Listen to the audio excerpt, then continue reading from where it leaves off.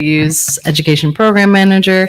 You are here in the Center for Photography at Woodstock, otherwise known as CPW, for our weekly Meet the Artist series.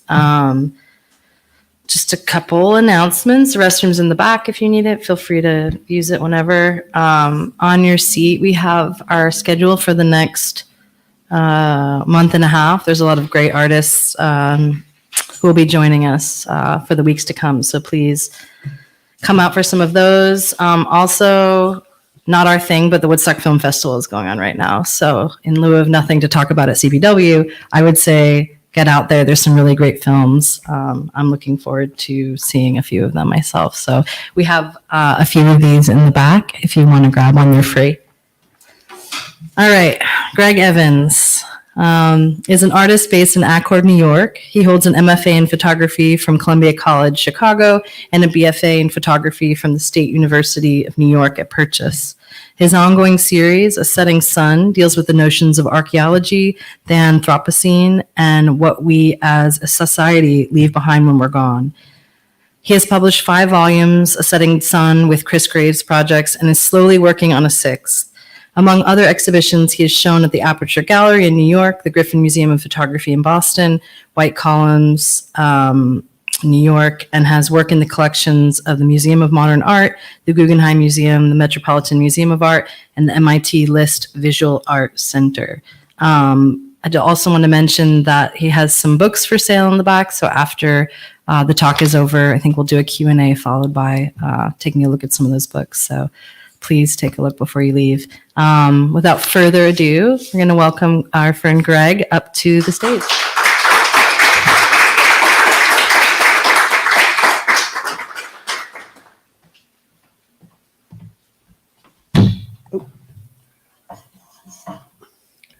All right.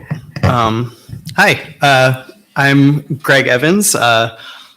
Like Sarah just said, I'm an artist based in Accord in the local area.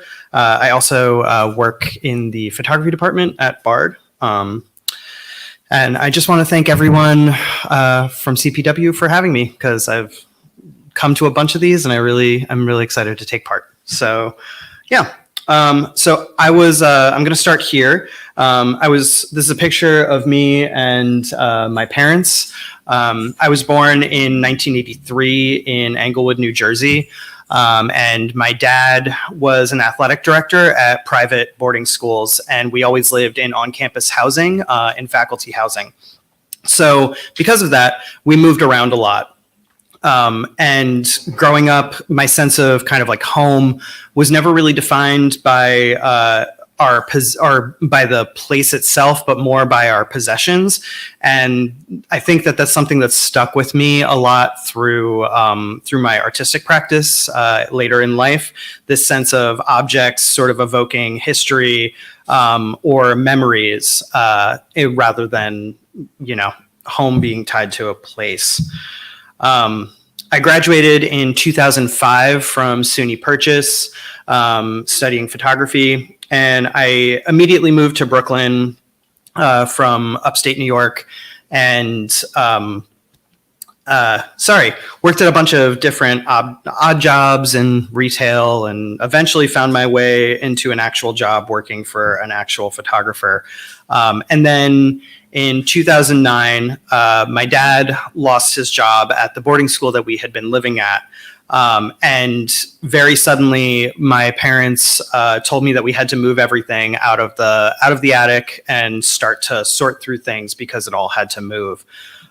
So I was faced with this really emotional process of going through all of my possessions. And I decided to, rather than just let it kind of like upset me, I decided to set up this conceptual framework and make work based on the process itself. So I started making this project, The Things I Once Owned, where I started going through the objects themselves. Unfortunately, the text got a little messed up, but that doesn't really matter. So with this project, in addition to the kind of reference to what was going on in the world with the financial crisis and people having to leave their homes in general. I was also really interested in the objects that we keep and how those kind of talk about or reflect on the way we curate our own identities. Sorry, I'm a little nervous.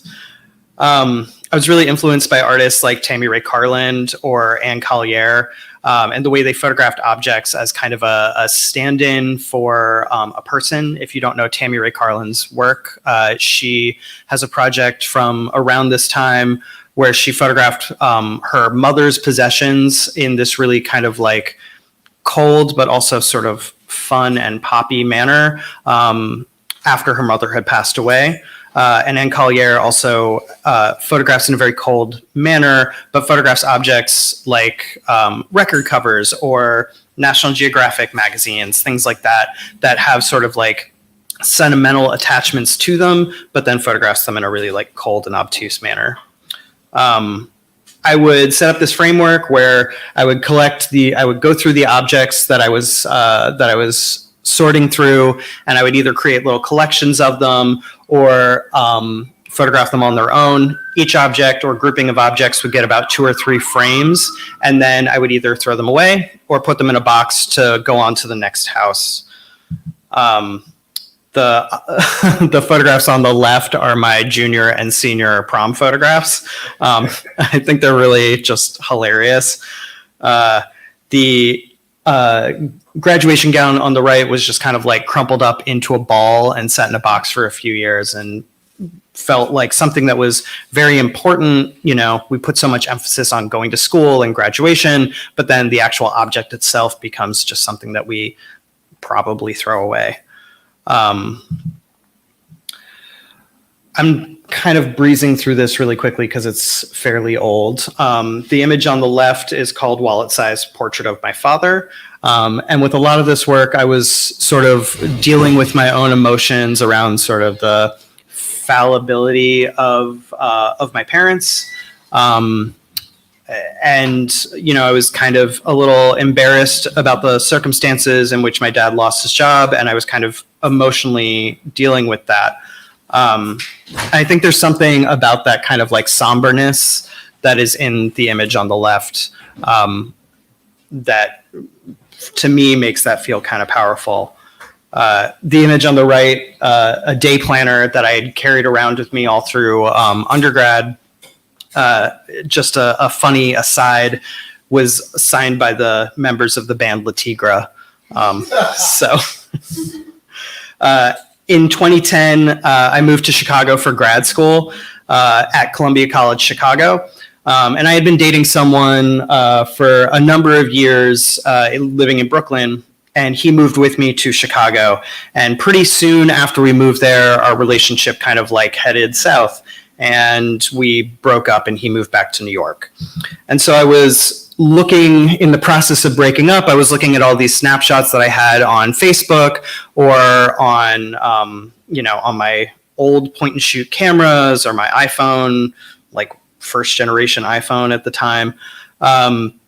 And I began looking at these snapshots and became really obsessed with the idea that I wanted to kind of like go back in time and regain some of the like memory or feeling of the early days of our relationship. But I was also kind of struck with the notion that a lot of the happiness that I was looking at was kind of performed for the camera itself and maybe wasn't entirely genuine.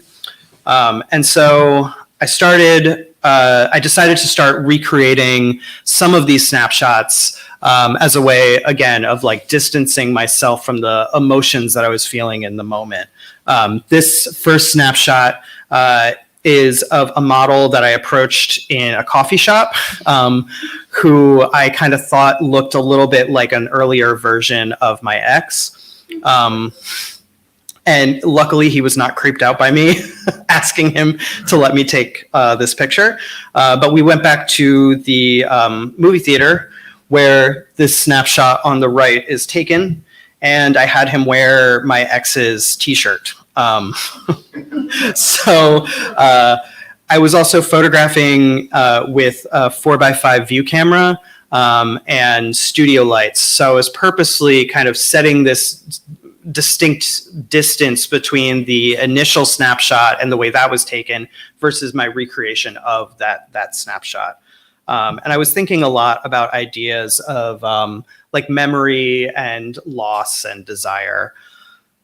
This is a recreation of a snapshot that I had taken where he didn't want to be photographed, and he pulled the blanket over him. And I really enjoyed the fact that like it looked like this kind of goofy Halloween kind of playful photograph.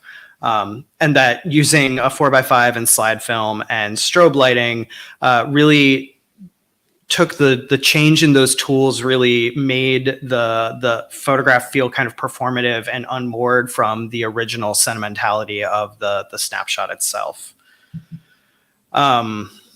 So this is a recreation of the other photograph, the other snapshot that you saw at the beginning of this portion. An initial image is of me apple picking. I'm wearing the same clothes, but here I'm standing in the median of a city street in Chicago, and I'm standing in front of a bush that doesn't bear edible fruit, and I'm holding a peach instead of an apple that has a produce sticker on it facing the camera. And a lot of this work initially, I was just kind of like allowing the process to just be fun. The more I made this work, the more formal I started feeling with it and the less tied to the snapshot itself. So this is a recreation of an image that I had on my phone of just like a desk in our apartment in Brooklyn. And my partner had given me these bodega flowers for my birthday. And I was just kind of trying to recreate that memory of the image of the bodega flowers.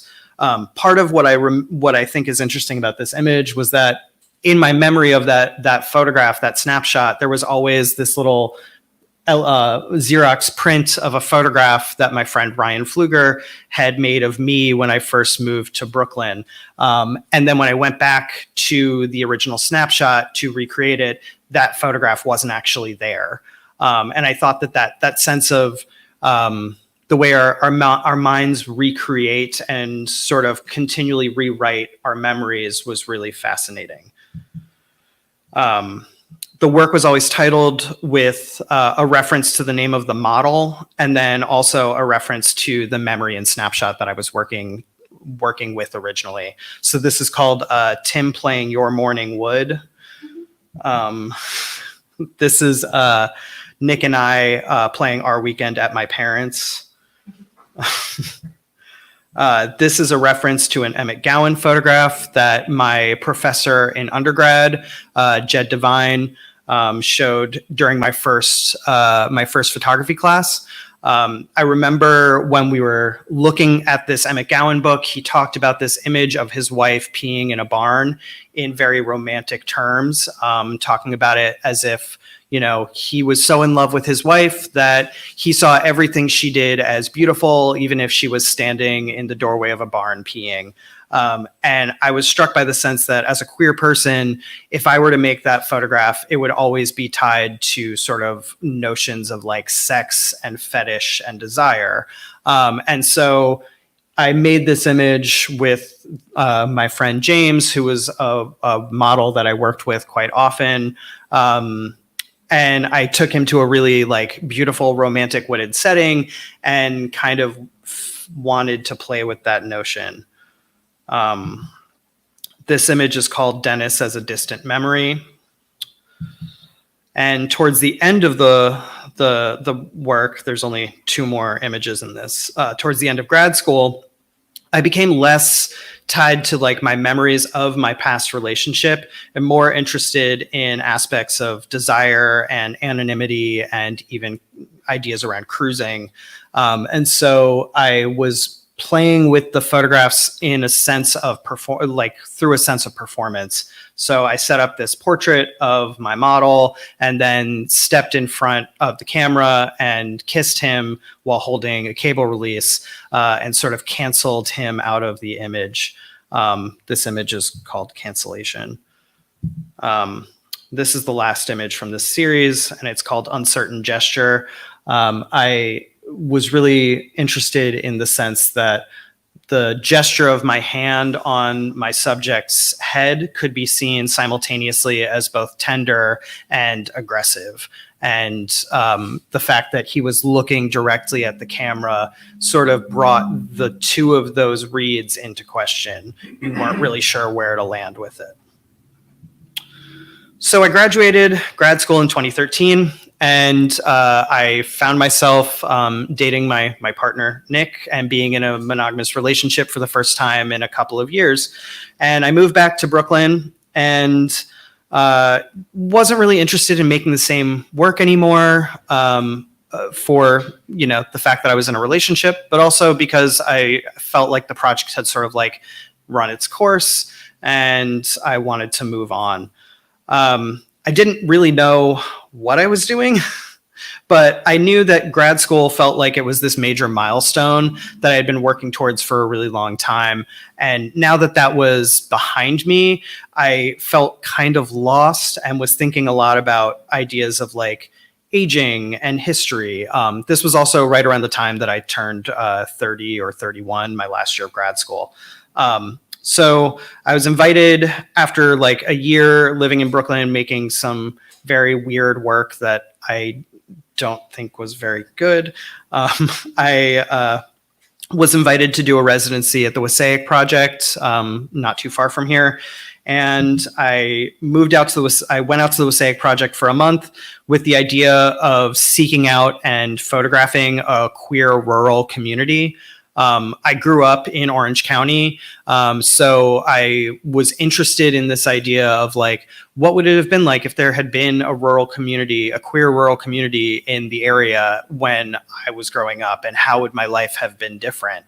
But I didn't have a car, and pretty quickly I realized that making that work without a car just wasn't going to be possible. And so I pivoted and started focusing more on notions of like aging and time and history. And I started going to just the one bar in town and meeting just local people who were regulars at this bar and photographing them, focusing primarily on people older than myself. This person's name is Tom. And then this person's name is Fred. I made a few pictures that I liked in this style while I was on this residency, but mostly I felt like the photographs I was making were a little too like simplistic and like illustrative. Like, I'm feeling old, so I'm going to photograph older people. And I liked some ideas around this work, but I wasn't sure where it was taking me. So I also started making these text pieces. Unfortunately, these are a little pixelated, but whatever. That were kind of like making fun of my own misgivings about aging and like finding myself in my 30s. Live Forever on the left is a line from an Oasis song that I really liked in middle school. And I also think is like a kind of wonderfully naive sentiment, like, oh, you and I are going to live forever. But obviously isn't possible. And then internet nostalgia was something that I thought was really interesting. I was very active on Instagram and Tumblr, and there was a lot of sort of like aesthetics of early internet, like Internet 1.0, 90s internet graphics that were going around at the time. And I thought there was something really kind of interesting and maybe a little unnerving about the fact that the something that was so new as the internet. I mean, I definitely remember a time when I didn't have the internet in my lifetime, could then be something that people felt a nostalgia for. So I ultimately liked these as a jumping off point to conceptualize the ideas that I had, but I wasn't really like sure if they were too like Ed Ruscha-esque or whatever. So I just continued making work. And then my camera broke and I borrowed a friend's 5D Mark I, which was only 12 megapixels. And it kind of opened a door. I was suddenly able to shoot digitally for the first time, even though the file size was fairly small, and I could bring my camera with me everywhere, and basically anything I wanted to photograph was a possibility. Whereas before, photographing with a 4x5 view camera and slide film and sometimes studio lights, everything had to be pre-visualized in this way that was beginning to me to feel like it was becoming a hindrance. So this photograph is a photograph of a garbage bag full of plates and flowers that were given to us at a gallery that I worked at, Ben Ruby Gallery in Chelsea. And they were just being thrown away at the end of an opening. And I thought that there was something really beautiful about the way the light was hitting this bag, but also really sad about the fact that these beautiful flowers were going into a landfill and would probably end up outliving us all. So this felt like it was kind of a turning point for me, and I started photographing in a similar manner, exploring ideas around aging and time. This is an image that was also made near my day job at the time, that I was starting to think more directly about this idea of the Anthropocene, which, if you don't know what that is, the Anthropocene is this idea that humans have so sort of changed the climate that we have now sort of created such a mark on the environment that we will have a layer that will be discernible in the geologic record. And we've now kind of moved into this new epoch. I started thinking about photographing as a way of making sort of artifacts of the present day. And so these early images were pretty loose, but still focused on things that were sort of outdated or maybe left behind or forgotten. Just like the idea around internet nostalgia, I remember a time when, I had to go to the bank to take out cash, and finding an ATM was really difficult, and it felt very futuristic to use an ATM. And this ATM felt like it was, from the dawn of time. This is also just an example of light that I thought was really beautiful, that these were things being thrown away, that just kind of everything coalesced in a really beautiful moment. So after a year or so of working in this manner, I decided to make a zine just to see how the work would fit together. Because I wasn't necessarily showing this work anywhere, but I thought, publishing a zine could be a good way of doing it myself. I sent a PDF of the zine to my friend Chris Graves, who used to run a gallery in Dumbo and had just started a publishing company.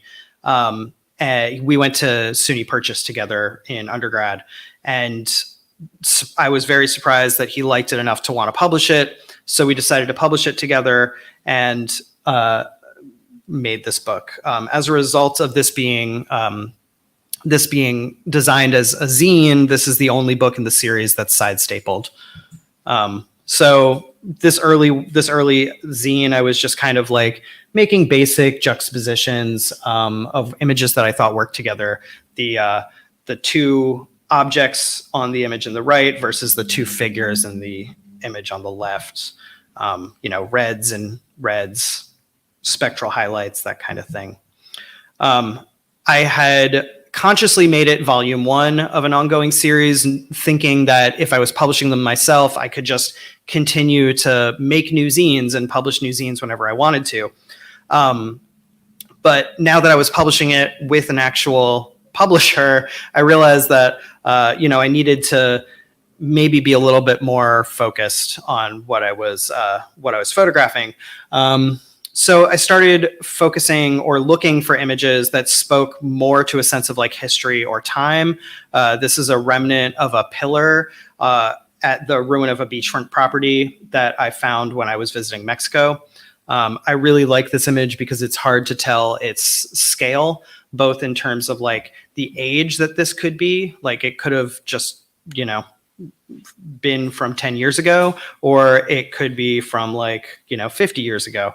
And also the scale of the actual object. It could be a really big column, or it could be really tiny, like a tiny post. I find myself photographing birds a lot. I'm really interested in the notion that birds are have more common ancestry to dinosaurs than they do to us. And so birds become like photographing a bird becomes kind of like photographing a fossil. I also was setting up just everyday still lives in my apartment in Brooklyn and photographing them throughout the day and over the course of multiple days and weeks, letting things kind of rot or letting things be moved around. I was really influenced during this period by a show of Simon Norfolk's work that he made in Afghanistan that we showed at Ben Ruby Gallery.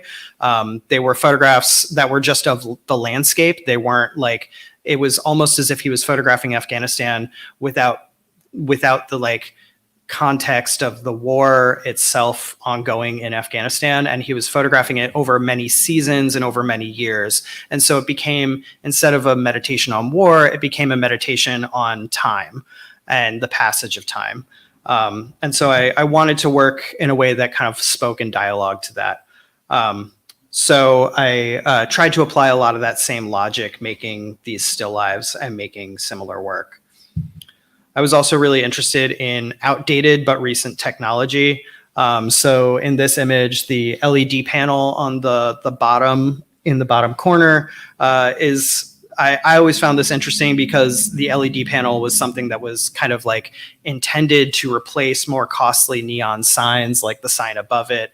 But in the context of this image, both of them seem pretty like old and out of use and outdated.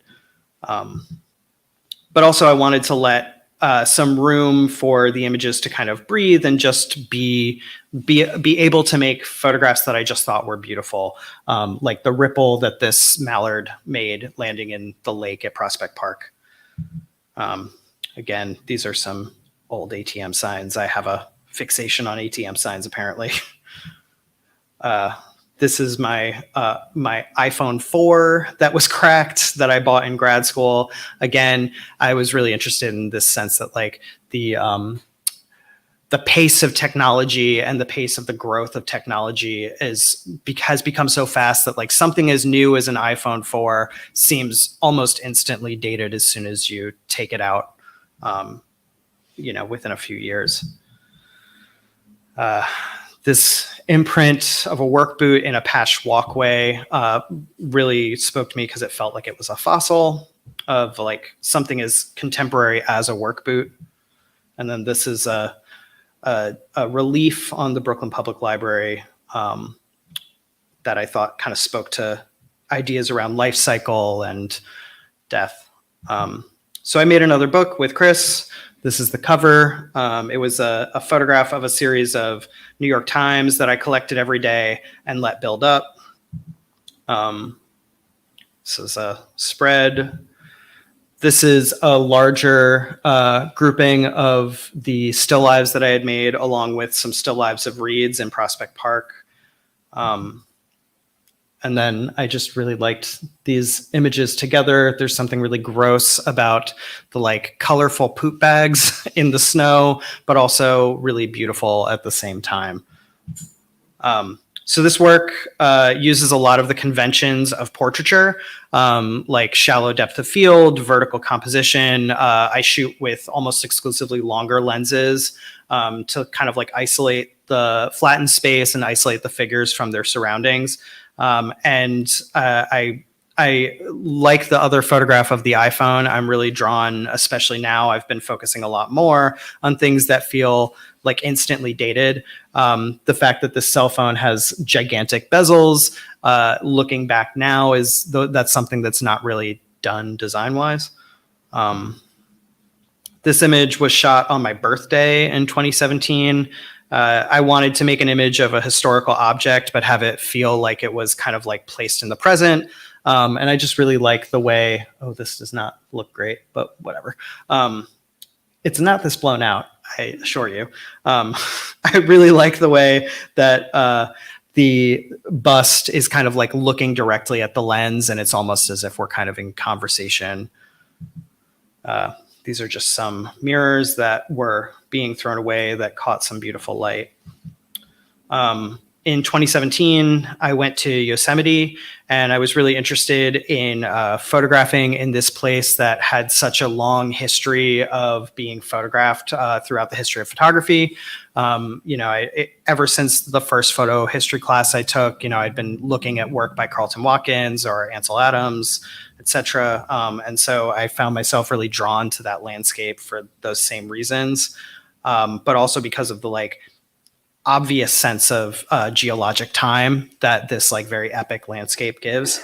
I was also really interested in German Romantic paintings and Caspar David Friedrich's paintings. This image is called Wanderer as a reference to that. These are some shooting trophies that someone had left on the dashboard of their car in San Francisco. This is a speed camera that someone had bashed in. This image is called Left Behind, which is a title that I use a lot, both because it's just an easy descriptor of what I'm getting at, but also because it's, to me, a funny reference to sort of the insanity of kind of crazy evangelical notions of the rapture. There's a Kirk Cameron movie series called Left Behind that imagines what happens to all the sinners after all the Christians have been, raptured. And this is a beer can that was thrown in a fire while camping. And I really liked that notion that there's visible marks that are left on this object that makes it feel kind of like a relic. This is a series of picture frames that have been thrown away along with some figurines. I purposely use a lot of sort of cheesy 70s analog filters like starburst filters or black mist filters, things like that. Just because I think that the sense of artificiality of it is really fun to play with and interesting. This is a photograph on my evening commute home one evening of the Bear Mountain Bridge, which is just at the foot of where I grew up. This is the wedding portrait of my partner's grandparents.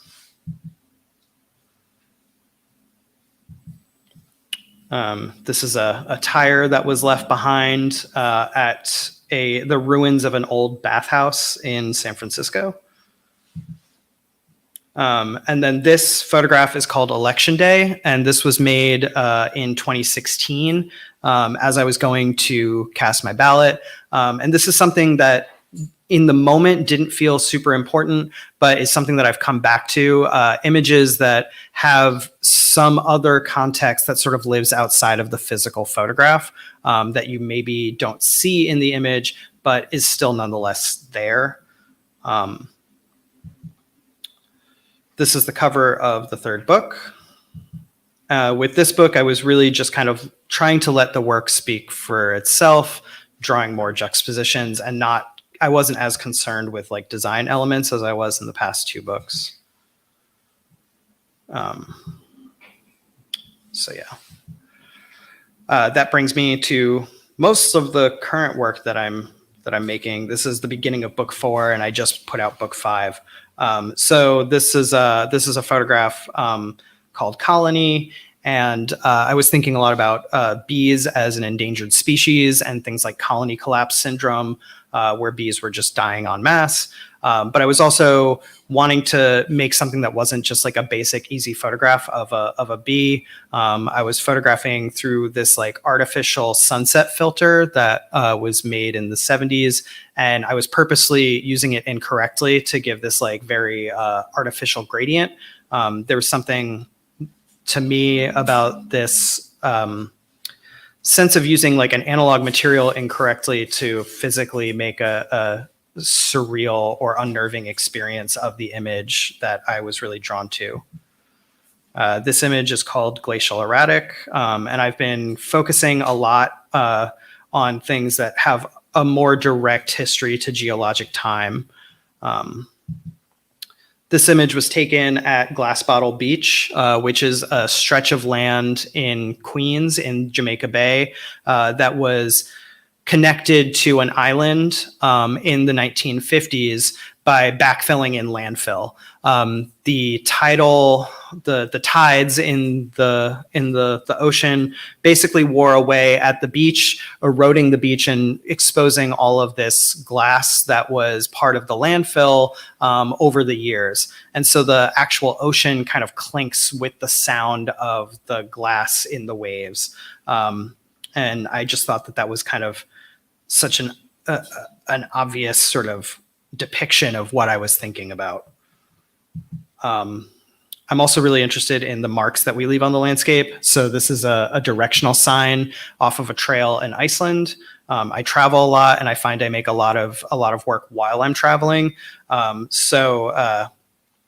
Tourists had kind of covered the back of this directional sign in stickers for some reason. One of the funny things I always thought about this image is that the bottom sticker is for REI, and it's of the state of New York in the bottom right. This is a lost camera eye cup that attaches to the back of a digital camera. This image is called Youth.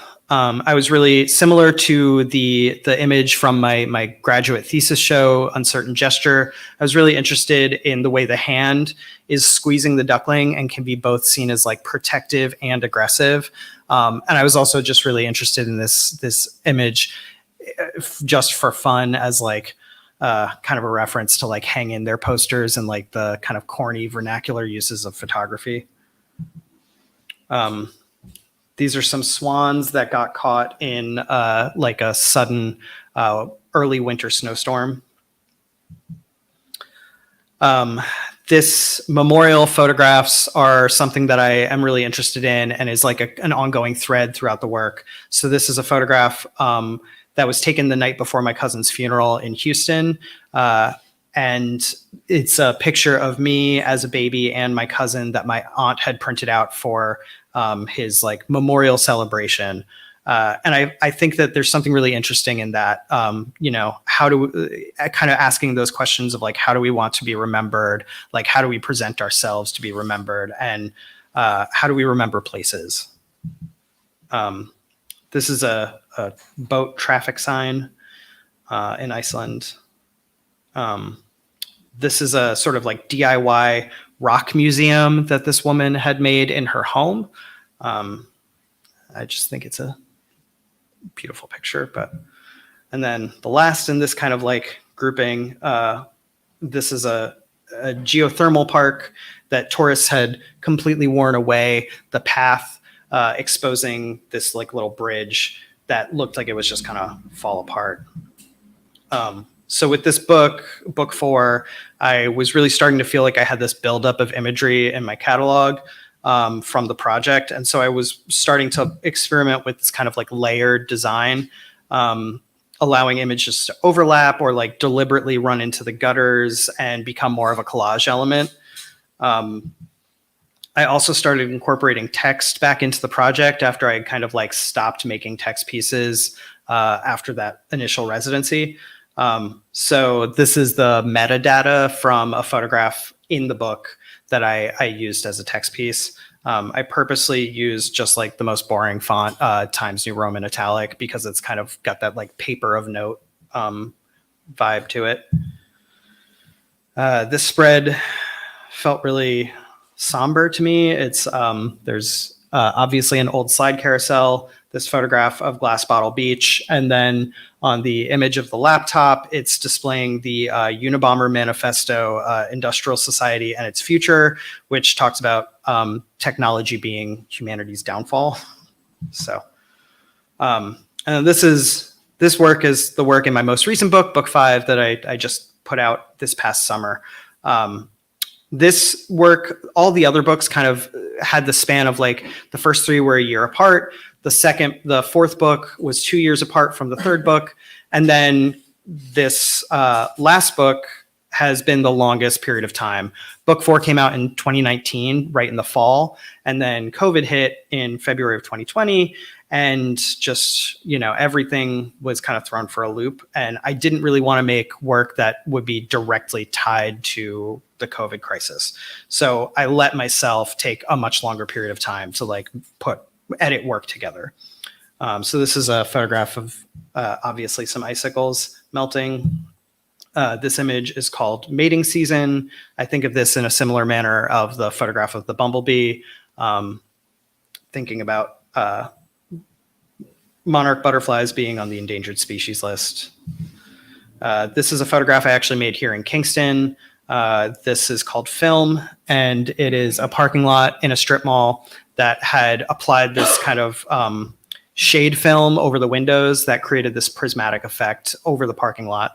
And I just thought there was something interesting about the fact that the parking lot kind of caused the heating conditions that made them have to install shade that was then attracting me to photograph the parking lot. This is the Carnegie Library in DC. The first floor of the library was converted into an Apple store, which kind of like gave you this weird marble Apple beacon. This is a geodesic dome in Montreal that was designed by Buckminster Fuller for the World's Fair in 1967. It had like a plastic skin over it that burned up in a fire. And I thought there was something really interesting about that kind of like utopian vision for the future that it was designed for versus the kind of like tourist set piece that it has now become, and kind of relates to my interest in dead tech that's ongoing. This is a destroyed printer that I found next to a parking lot. This image is called Late Summer 2020. Again, it kind of like explores my interest in outdated and dead technology. I remember growing up in the mountains up here, like my friends who had satellite dishes, it always felt really futuristic. Like my best friend in like middle school and high school had a satellite dish that could channel Japanese MTV at the right time of day. And I always thought that was like the coolest thing. And it felt like we were kind of like living in the future. And now there's this dish TV satellite glued to the roof of my house that just like will not go away and serves no purpose anymore. This image is called Demeter. Again, it kind of plays with notions of memorial. Demeter was the Roman goddess of the harvest. And I think there's something interesting about the way we kind of like forget history. I think we'd be hard pressed to find someone who recognized that this was Demeter. Like I certainly wouldn't if someone hadn't told me. This is an Iron Age fortification in Ireland. Again, I'm really drawn to satellite dishes. They're just really like crappy looking and beautiful. This image is called Aftermath. And I'm really, this was on my morning commute back and forth to the city every day. I really am drawn to the kind of like Jill Stein sticker in the corner, thinking about like how we're all sort of living in the aftermath of, that earlier photograph, election day, etc. This is another image called Left Behind. Somebody jokingly told me that this was the sexiest photograph of a caulking gun they'd ever seen. This is called Sun Shower. This is called Reptile. This was an image I had made after some photographs of Jan Groovers, who taught at Purchase before I had graduated. And I have always been in love with her work. This is called Important Dates. It's a little blown out, but whatever. It's a bus overpass, a bus stop overpass in New Jersey. My brother was consequently also born in 1986 in New Jersey. So I took that for kind of like sentimental reasons, but also it always interests me how like innocuous it is. It's like, why would you need a plaque signifying when this bus stop overpass was built? Like, this is Burst Pipe Parking Garage. And this last image in this book, this grouping, is called Trilobite. And this is actually a fossil of a trilobite that I found in a parking lot while I was working at my day job at Bard College. So this is the cover of book 5. And with a lot of this grouping of work in book 5, I really have started noticing like how kind of like somber and like dark it has gotten. This image on the left is an LED like butterfly that somebody left on the on a gravesite. The castle in the picture on the left was actually part of the partially a set in Braveheart. I also brought in text more heavily on this book. I was really influenced by like the work of Adam Curtis, who's a British documentary filmmaker who often uses these like really big, bold, bright, vibrant text intertitles to kind of like disrupt the narrative within the films that he is making. So I wanted to play with that instead of having the text pieces feel as like ordinary as they did in the previous book. And then the rest of this is just some new work that I've made over the past couple of months. I'm just gonna kind of like flip through this pretty quickly. This is a ruined building at Alcatraz. This is a disused water catchment dome. These are telegraph wires. This is a docked cruise ship that I stumbled on in Stockholm. This is a semi-truck that is carrying flatbed trucks. I really like the way that the truck feels like it's like barreling towards you. This is a jump drive that I found in the mud. A remnant of a brick wall. This is a teenage boy watching the eclipse. I really love the way he's like snacking on potato chips and it kind of feels like he's watching a movie. This is an abandoned bunker in a nature preserve in Norway. These are blank headstone samples at a cemetery in Copenhagen. This is some produce twist ties that are actually from my friend's home who is in the audience. This is a forklift under a tarp in Oslo. I really like this image because it kind of reminds me of like a monument being taken down. This is an emergency helicopter in Norway. This is a dead tree at a scenic overlook looking out at the Pacific Ocean. And then this last image is a commercial freight ship on a fjord in Norway. I'm really interested in like shipping and commerce and how that kind of like how that leaves marks on the landscape and is both like really magical to see, like a giant freight ship, but also is very harmful. So that's something I'm interested in exploring more of in the future. And yeah, thank you. Yeah.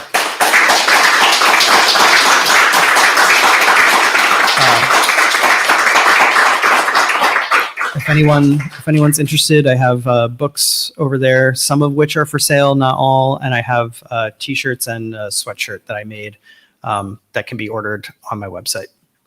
So, yeah. Any questions for Greg? All right, Greg, Cool. thank you so Yeah, much. I know that was a little long.